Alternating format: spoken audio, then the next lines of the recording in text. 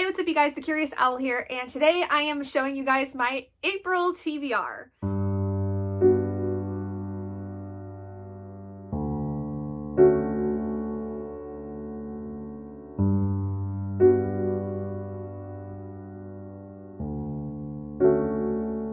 How is it exactly that we are now in the end of March going into April? What has happened in the last 3 months? Hell if I know, but it is so exciting that we are already a quarter of the way through the year, and I am very excited because there's a lot of awesome readathons happening in April, which includes the next round of the Battle of the Bookish Skills Training Camp. If you missed out on the announcement video for that, please go ahead and check it out. I will be going over my TBR for that readathon in this video, which I'm super excited about, but I have to start off this video with the Wheel of D20 TBR because some things are going to be determined by what we end up getting in terms of certain books for certain prompts. So let's roll the footage real quick from the wheel spins because it got a little interesting again this time, just like it did last month. So let's go ahead and take a look.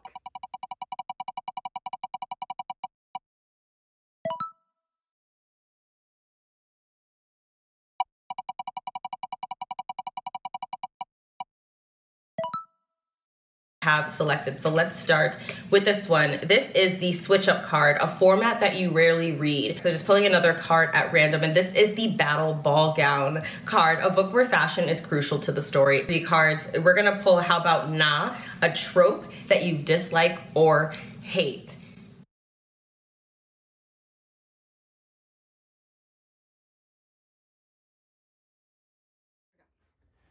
All right, so we are now into the spins. So the first one is for the random letter generator, which as you guys saw, we got the letter V for the random letter generator. So we ended up going with 2 ebooks that I currently have. The first of which is a continuation of a series that I had started up that is a bunch of different comic issues. It is the Critical Role Vox Machina Origins, Volume 3, Issue 4. And the other is a more underrated, kind of like indie author. It is the book Vampire's Kiss. I do not know the name of the author off the top of my head, but I would be interested more so in the Vox Machina one because it's really, really short, and so I can get through that really quickly. But at the very least, I would then also get to read something new if I get to the other options. So let's go ahead and see what we're going to end up getting. And that is a 12. So thankfully, I do get to go with my Vox Machina. Yay! Off to a great start. Okay, so now we're going to get into the books that were picked by the Bow Ties and Books TBR game. Again, we basically drew cards, and the first one was a format I rarely read, which usually is ebook. I feel like that is the type of book I read the least, but I then decided that I wanted to go for something a little bit outside of my comfort zone, which also then is manga. I'm not really a big manga reader. Even though I have a ton of it, I don't read it very often. So the first one I have is the first volume of Waiting for Spring. I specifically don't care for reading manga on my Kindle. It is not my favorite way to read it because it's just so much choppier than a physical one is. But then the other one is actually an ebook, and it is my read for this month for the Octavia E. Butler read along I am doing with my friend Bree from Bree Cherie Reads, and this is Pattern Master. This is the 4th and final book in the Seed to Harvest collection by Octavia E. Butler, and I'm really excited for this one. So let's go ahead and see what we end up getting this time. Okay, so that time we got a 6, which means I will have to then put Waiting for Spring on there, which is good because it is a shorter book, but it is also, like I said, a manga in ebook form that I do not care for, but at the very least, it'll be a very quick read, so can't ask for more than that. Okay, next we have the card that was about fashion being crucial to the story. Now, both of these books I have read before, so either one would be a reread for me, and I actually really liked either book, so quite honestly, I cannot go wrong with this, but the first one is Bedazzled by Ryan LaSala. This is a book that is all about cosplay and creating cosplay. It is basically a competition that is very much like Project Runway, involving cosplay and a convention. Spin the Dawn, on the other hand, is more of Project Runway meets Mulan in a sense, because it's about a girl who takes on her father's identity or brother's identity and essentially gets into a competition where she's trying to become the tailor for the emperor. And I love this book, and I never read the second book, which was Unravel the Dusk, but I would really like to be able to because I loved this book so much when I first read it. So again, I can't go wrong, but let's see what our D20 decides is going to be the one for us for this month. And that is a 9. So once again, we're going to go with the lower option, and that is going to be Bedazzled by Ryan LaSala.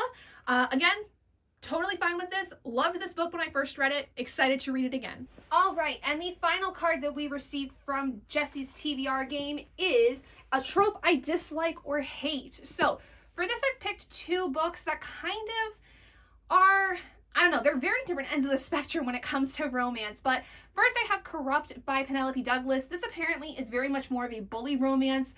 I don't like the idea of a bully romance. I've never really read anything from it, but I just hate the idea of a character getting involved with somebody that used to bully them, or in the course of the story bullies them and then they fall in love. Like, I don't know, there's something really odd about that, and I'm not really a fan of it. On the other side, we have The Love Hypothesis, which is a hate to love kind of story, which I do like by hate to loves, but I have heard so many mixed things about this book, and specifically about how the fake dating goes on, which I'm not really a fan of fake dating as it is.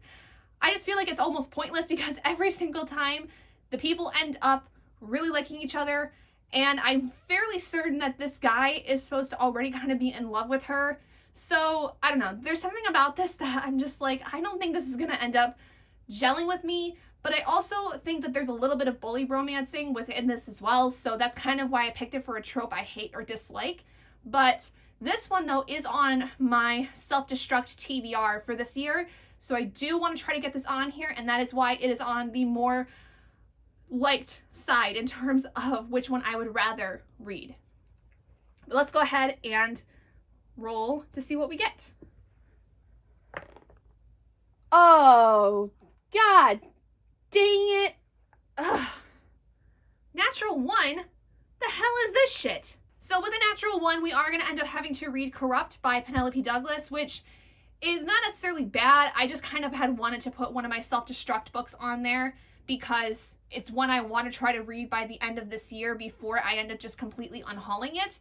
So that's fine. But at least Corrupt is supposed to be also really short, so maybe this will work out fine. Okay, so let's go ahead and recap everything that we end up getting for the Wheel of D20. So the first one was a random letter generator. That was the only prompt I was able to get from my actual wheel, and that was to get the letter V, as I had shown before. So for that, I ended up going with Vox Machina Volume 3, Issue 4, which is the next issue in the Origins series I am reading.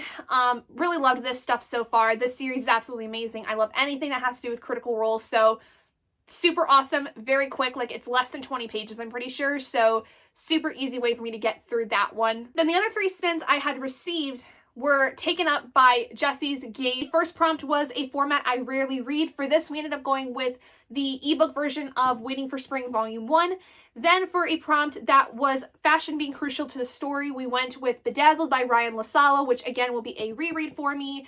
And for the prompt of a trope I dislike or hate, we ended up going with Corrupt by Penelope Douglas. So now let's move on to the Orillium Academy TBR, because yes, I am partaking in the next spring semester of Orillium, and I am so excited because I feel like this semester is really where my character is going to start showcasing her abilities.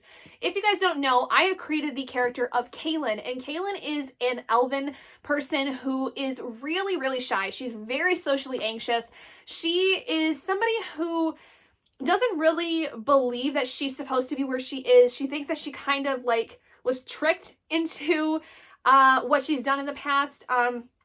It's kind of been something where like she's just got a lot of trauma, really. She just has a ton of trauma that makes it very hard for her to make friends, and she's really struggled in her like first semesters at Orillium. Her first year was really tough. The first semester she ended up having to take a couple classes over the summer because it was so anxiety inducing that first semester. There was so much going on and she didn't feel like she kept up with it very well. But the second semester, she did a lot better.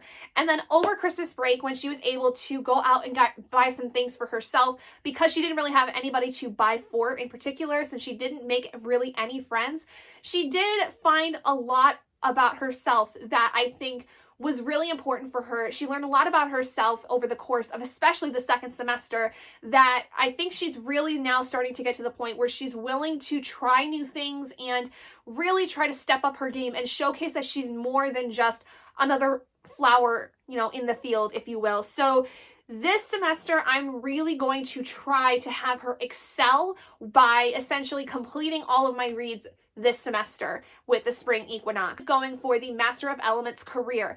It is something that she has always wanted to do. When she realized that she had wizarding capabilities, it was very, very scary for her because, again, she felt that it was something where she wasn't supposed to be doing this and felt like somebody was tricking her when it came to, you know, being able to, like, get involved, especially at Orillium, which is a very prestigious academy. She was really scared that she didn't really have what it takes, and I think that now she's really starting to blossom, and I'm very excited to see how the semester goes for her based on my reading. So without further ado, let's get into the TBR I have for Orillium.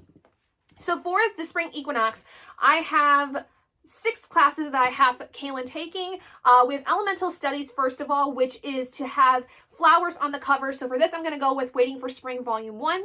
Next, we have shapeshifting, which is to have a wolf either in the cover, the title, or part of the author's name. And for this, I'm going with one of my self-destruct books for the year 2023, which is Crave by Tracy Wolff. Now, this is a bit of a chunkier book. I don't know whether I'm going to like it. I may end up DNFing this if I don't care for it. But at the very least, I want to try to read this because it is on that self-destruct TBR. And I feel like I have yet to read anything from that TBR. And it is now going into April. So I really got to get my butt in gear. And I thought this was the perfect opportunity to at least try. And if I end up DNFing it, I'm gonna basically put it to where Kaylin still gets through the class. It's just, I don't want to have to continue with something I'm not enjoying. So if I get to a point where I don't like this, we're just gonna let it slide and go from there. So next is animal studies, which for this, we ended up having to do a coin flip. So I'm gonna go ahead and roll the footage that I did for that. Okay, so for Orillium, I do have to flip a coin for the animal studies prompt. Idea is if we land on heads, we get a non-fiction book, and if we land on tails, we get a fiction. And for those of you that are curious, the state that is on this quarter, if you're in the States, is Massachusetts. I don't know how many people really care about that, but I always used to like trying to find different states with each quarter when I was a kid. That was kind of like one of my fun little things I used to do. So it's a Massachusetts quarter. But let's see what we end up getting. I'm going to try to do this, but I'm not very good at it, so 1, 2, 3, up, oop, all the way over here. You can just barely see it. It's right there. Let's see what I got. Aw, heads. Man. Ugh, nonfiction. All right, fine. I can find something. I've got something. So I got heads, which meant I had to pick a nonfiction book, and for this, I'm going with one that I have been wanting to read for a long time, and I am so bad about reading nonfiction that it's kind of one of those things I just kept putting off and putting off.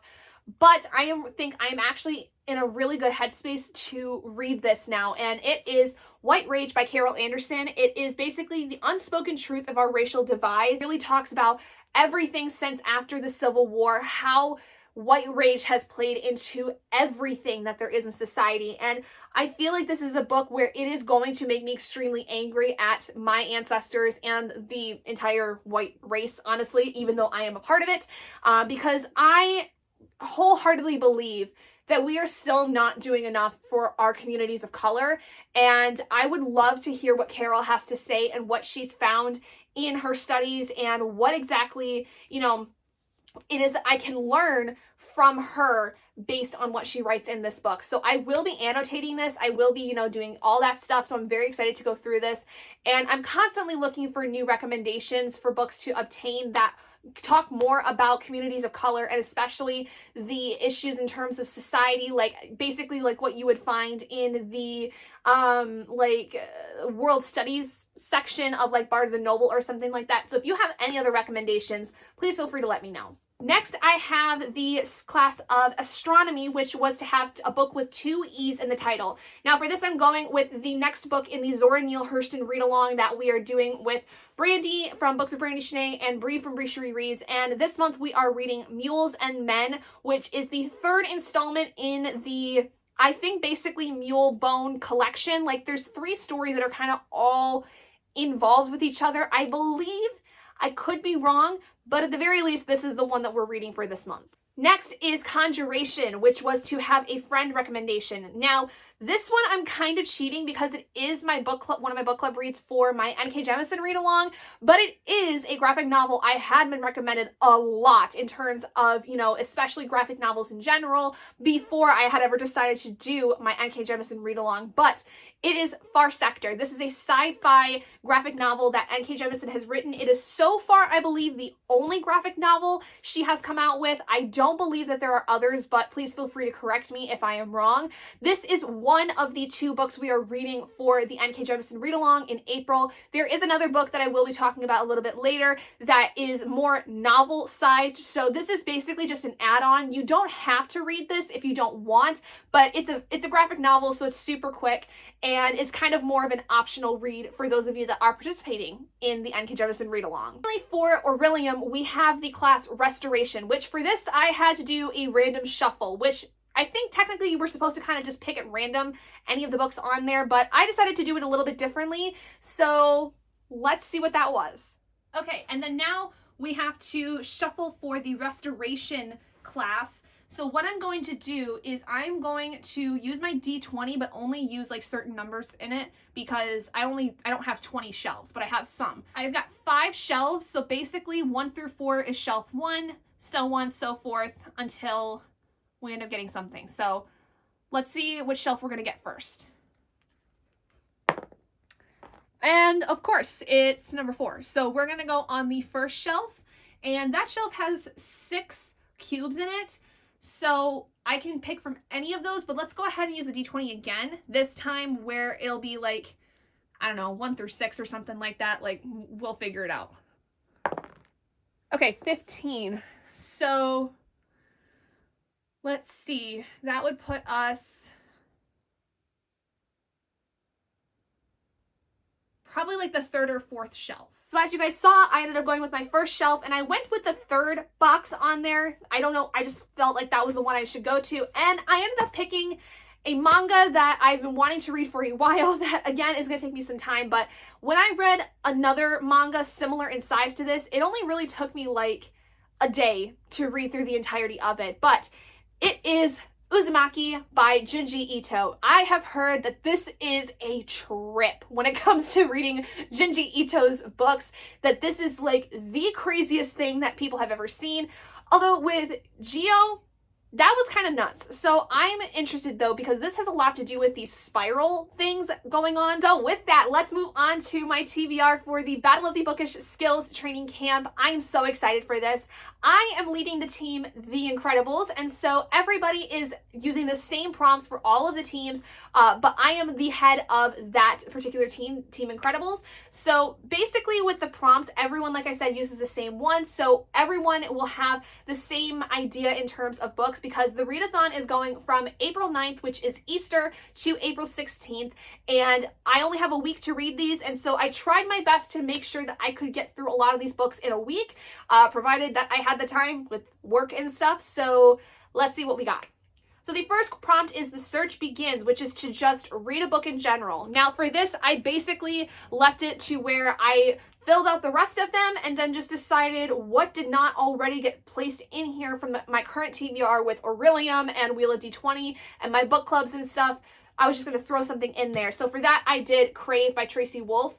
If I can get through this that'll be great, but I'm not going to be heartbroken if I don't. Next is Search High, which is to read something that has something tall on the cover. Now for this, I have The 100,000 Kingdoms by N.K. Jemisin. This is the first book in the 100,000 Kingdoms series. I don't remember what the series title is called, but this is the novel that we will be reading for the N.K. Jemisin read along in April for those of you that are participating in that with me. Like I said, we are going to be reading Far Sector. If you would like to read it with me, I will be reading it.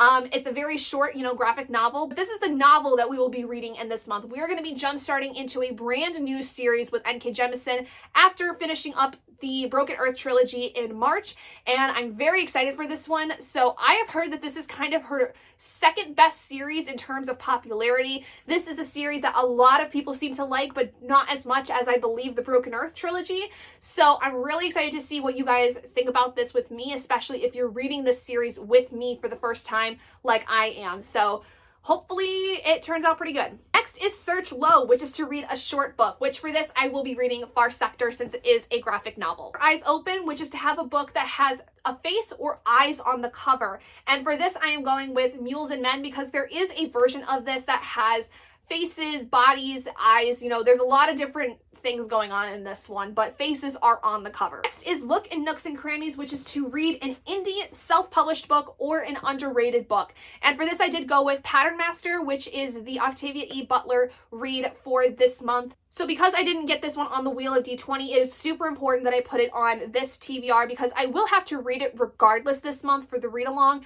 But I would really like to try to read it within the week of the skills training camp because it'll be early enough in the month and it's going to be almost back to back with reading the last book, Clay's Arc, which I'm currently working on as of recording this video. Next is Get Hints from Friends, which is to read a book with a large cast of characters.